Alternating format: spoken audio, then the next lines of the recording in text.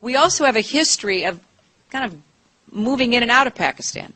I mean, let's remember here, the people we are fighting today, we funded 20 years ago.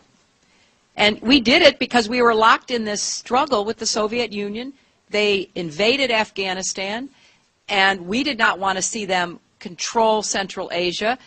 And we went to work. And it was President Reagan, in partnership with the Congress, led by Democrats, who said, you know what, sounds like a pretty good idea. Let's deal with the ISI and the Pakistani military, and let's go recruit these mujahideen. And let's get some to come from Saudi Arabia and other places, importing their Wahhabi brand of Islam so that we can go beat the Soviet Union. And guess what? They retreated. They lost billions of dollars, and it led to the collapse of the Soviet Union. So there's a very strong argument, which is, it wasn't a bad investment to end the Soviet Union, but let's be careful what we sow because we will harvest. So we then left Pakistan.